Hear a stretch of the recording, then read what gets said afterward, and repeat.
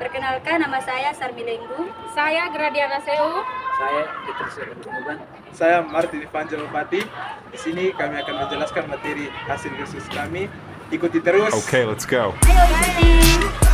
Saya akan menjelaskan hasil analisis kami dari kelompok 2. Yang pertama itu secara demografi. Kondisi penduduk dusun R merupakan penduduk bermata pencarian sebagai nelayan dengan rata-rata 90%. Penduduk dusun R bekerja sebagai nelayan dengan struktur usia anak-anak 0 sampai 14 tahun itu 20%. Usia produktif 15 sampai 64 itu 64, dengan besar 65%. Dan yang ketiga itu dengan lansia 65 tahun ke atas itu sebesar 15%.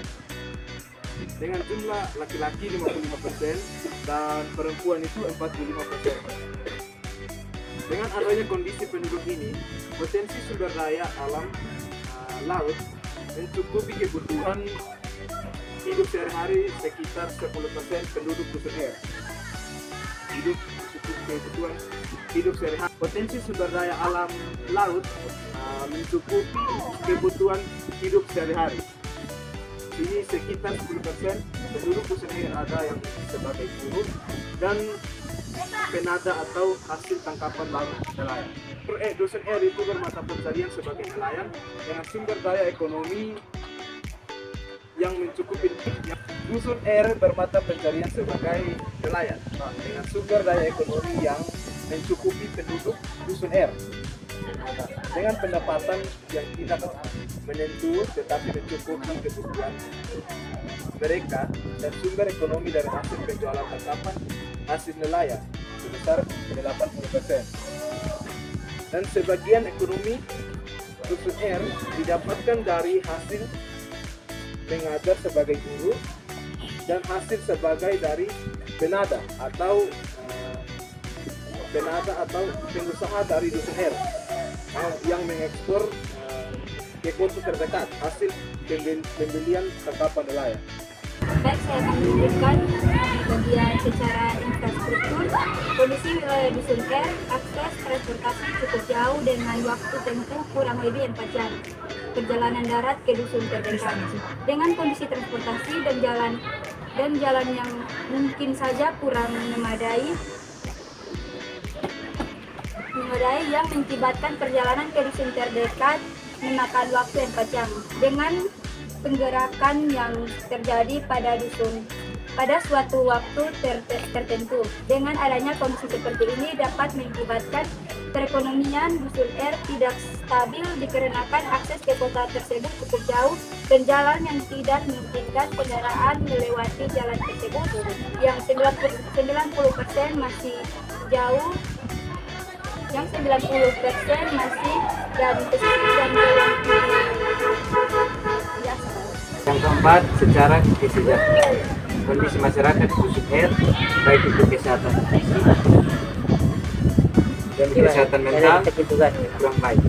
Karena mengingat akses dusun R ke desa terdekat cukup jauh dengan membuat fasilitas kesehatan belum tentu memadai di dusun R. Mungkin kurang air bersih yang mengakibatkan kesehatan fisik, yaitu seperti diare, penyakit kulit dan gangguan saluran pernapasan dan kesehatan mental terjadi dikarenakan faktor tekanan dari keluarga ataupun dari lingkungan masyarakat dan ekonomi yang mengakibatkan seperti depresi. Masyarakat kesehatan mental ini juga menjadi gambaran ketika masyarakat ingin mencari bantuan profesional yang mengingatkan akses ke dusun R. Cukup jauh dan sulit dilewati oleh kendaraan. Berikut breakdown simulasi kasus dusun R. Situasi yang pertama itu lokasi. Dusun R adalah dusun pesisir. Yang kedua, mata pencaharian. Penduduknya rata-rata bermata pencaharian sebagai nelayan. Yang ketiga, aksesibilitas. Jarak dusun R ke desa terdekat cukup jauh, sekitar 4 jam perjalanan darat. Yang berikut potensi masalah atau tantangan. Tantangan yang pertama itu keterbatasan akses. Yang kedua, ketergantungan pada sektor perikanan. Yang ketiga, keterbatasan infrastruktur.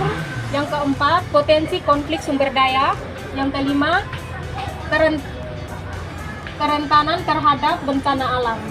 Simulasi sederhana yaitu dampak ekonomi, dampak sosial, dampak lingkungan, dan respon yang tidak mungkin. Yang berikut, identifikasi stakeholders atau kunci. Stakeholders yang pertama itu nelayan dusun R. Kasih stakeholders atau kunci. Stakeholders yang pertama, stakeholders peran seperti nelayan dusun R, pencari nafkah kondisi laut. Yang kedua, stakeholders peran sebagai kepala dusun atau desa, pemimpin masyarakat di tingkat lokal. Yang ketiga, stakeholders peran tokoh masyarakat, pemuka agama yang dihormati. Yang keempat, stakeholders peran sebagai pedagang ikan, membeli hasil pasar yang dijual. Yang kelima, stakeholders peran pemerintah daerah memiliki keuangan perikanan nelayanan publik. Yang kelima, stakeholders peran organisasi nirlaba mendampingi pelestarian. Yang terakhir, stakeholders peran sebagai nelayan luar dusun, nelayan di wilayah pesisir. Sekian dari presentasi kami. Terima kasih. Dah.